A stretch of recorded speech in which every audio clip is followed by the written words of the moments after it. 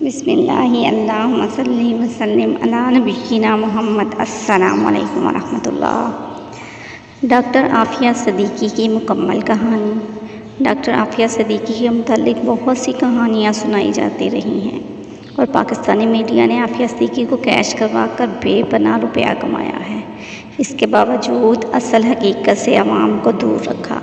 آج میں آپ کو ان کی قید کی وجوہات کے متعلق اصل حقائق سے آگاہ کروں گی۔ ڈاکٹر عافیہ صدیقی 2 مارچ 1972 کو کراچی میں پیدا ہوئیں۔ اپنی ابتدائی تعلیم مکمل کر کے 1990 میں اسٹوڈنٹ ویزا پر امریکہ کی ریاست ٹیکساس میں پڑھنے کے لیے گئیں۔ ان کا ایک بھائی پہلے سے وہاں موجود تھا جو آرکیٹیکچر بن رہا تھا۔ قارئین یاد رہے، عافیہ کی ذاتی زندگی بہت سادہ تھی۔ ناول، نیوز، فلمیں اور کھیلوں سے انہیں کوئی دلچسپی نہیں تھی۔ انہیں صرف پڑھائی کا اور اسلام کی ترویج کا شوق تھا۔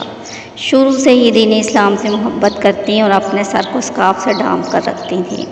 ان کے بارے میں یہ بھی کہا جاتا ہے کہ انہوں نے قرآن حفظ کر رکھا تھا۔ پچھلی 2-3 صدیوں میں ان جیسی ذہین خاتون کوئی نہیں پیدا ہوئیں۔ عافیہ نے اپنی باقی تعلیم وہیں امریکہ میں مکمل کی۔ 1992 میں انہوں نے اپنی ریسرچ کی بنا پر $5000 امریکی کا انعام بھی جیتا۔ 1995 میں ایک سائنٹسٹ امجد محمد خان سے عافیہ کی شادی ہو گئی۔ عافیہ کے 2 بیٹے اور 1 بیٹی ہوئی۔ عافیہ کو برباد کرنے کی ابتدا اسی کے شوہر کے ہاتھوں ہوئی کہ یہ بندہ بعد میں CIA کا بہت بڑا مخرہ بن گیا تھا اور انہی کے کہنے پر اس نے سارا کھیل کھیلا۔ عافیہ ایک نیورو سرجن تھی۔ بائیو کیمسٹری پر کام کرتے ہوئے انہوں نے ایسی شاندار ریسرچ تیار کی تھی کہ آج بھی امریکہ کیا دنیا بھر کے بڑے بڑے سائنٹسٹ ایسی ریسرچ نہ کر سکے۔ ان کی ریسرچ سے دنیا کے وہ بڑے خطرناک ہتھیار بن سکتے تھے جو ابھی تک نہیں بنے۔ عافیہ اپنی ریسرچ سے صرف پاکستان اور عالم اسلام کو فائدہ دینا چاہتی تھی، جبکہ امریکیوں کی خواہش تھی کہ عافیہ اپنی ریسرچ ہمیں دے اور ہمارے لیے کام کرے۔ عافیہ صدیقی کو خطرہ تھا کہ اگر میں نے اپنا تحقیقی فارمولہ انہیں دے دیا تو یہ پہلے کی طرح اس ہتھیار کو بھی مسلمانوں کے خلاف استعمال کریں گے۔ اسی بنا پر عافیہ نے صاف انکار کر دیا۔ یہیں سے اصل کہانی شروع ہوتی ہے۔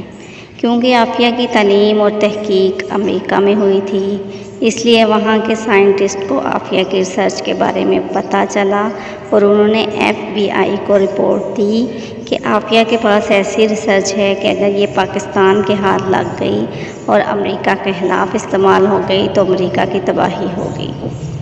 2002 میں عافیہ کو طلاق ہو گئی اور اس کے شوہر نے بہت سے من گھڑت الزام ان پر لگائے جو مکمل جھوٹ کا پلندہ تھے۔ عافیہ پاکستان میں رہ کر پاکستان کے لیے کام کرنا چاہتی تھی اور پاکستان کو بھی چاہیے تھا کہ اس کی ریسرچ سے فائدہ اٹھاتا، مگر جنرل پرویز مشرف نے 2003 میں اپنی زندگی کی سب سے بڑی غلطی کرتے ہوئے عافیہ کو امریکہ کے حوالے کر دیا۔ یاد رہے، یہ مشرف کا ذاتی فیصلہ تھا۔ پوری فوج کو اس میں بے وجہ بدنام کیا جاتا رہا ہے۔ 5 سال تک تو کسی کو پتہ ہی نہیں تھا کہ عافیہ کہاں ہے۔ جب عافیہ کی گرفتاری کی خبر عام ہوئی، اس وقت تک مشرف کی ایک غلطی کی بنا پر عافیہ اور پاکستان بہت کچھ کھو چکا تھا۔ امریکیوں نے ڈاکٹر عافیہ صدیقی سے ریسرچ لینے کے لیے ان پر بہت ظلم کیے۔ انہیں جسمانی تشدد کے ساتھ جنسی زیادتی کا بھی نشانہ بنایا جاتا رہا۔ اس دوران ان کے 2 بچوں کو بھی قتل کر دیا گیا۔ بلگرام جیل سے چھوٹنے والے قیدیوں کا بتانا تھا کہ جیل کی ایک سیل سے ایک عورت کے چیخنے کی ایسی دردناک آوازیں آتی ہیں کہ جس نے آج بھی ہمیں ذہنی دباؤ کا شکار کیا ہوا ہے۔ اس سے آپ اندازہ لگا سکتے ہیں کہ امریکیوں نے عافیہ پر کتنا ظلم کیا ہوگا۔ یہودی جو امریکہ پر قبضہ کر کے بیٹھے ہوئے ہیں، یہ اپنے ہر مخالف کو مار دیتے ہیں، مگر عافیہ کی ریسرچ اتنی پاورفل تھی کہ انہوں نے عافیہ کو مارنے والا قدم نہیں اٹھایا، صرف تشدد اور ٹارچر کرتے رہے کہ کسی طرح عافیہ وہ فارمولہ ہمیں دے دے۔ مگر پہاڑ کی طرح مضبوط صبر رکھنے والی اس خاتون نے اپنی زبان نہیں کھولی۔ بلگرام جیل میں یہودیوں نے عافیہ کے ساتھ پڑھنے والے انڈین ہندو اسٹوڈنٹس کو بھی بھیجا کہ وہ عافیہ سے اس کی ریسرچ کے بارے میں معلومات لیں۔ عافیہ کو پتہ تھا اگر یہ ریسرچ میں نے انہیں دے دی تو اس کے بعد یہ مجھے مار دیں گے اور اس خطرناک فارمولے کو مسلمانوں کے خلاف استعمال کریں گے، اس لیے عافیہ نے ان اسٹوڈنٹس کو بھی خالی ہاتھ واپس بھیج دیا۔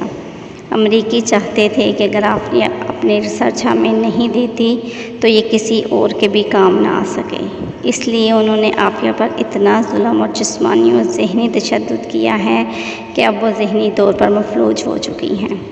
اللہ پہاڑ جیسا صبر رکھنے والی قوم کی بیٹی پر اپنا فضل کرے اور اسے آزادی کی سانسیں اپنے بچوں اور اپنی بہن کے ساتھ لینا نصیب کرے، آمین ثم آمین۔ السلام علیکم ورحمۃ اللہ۔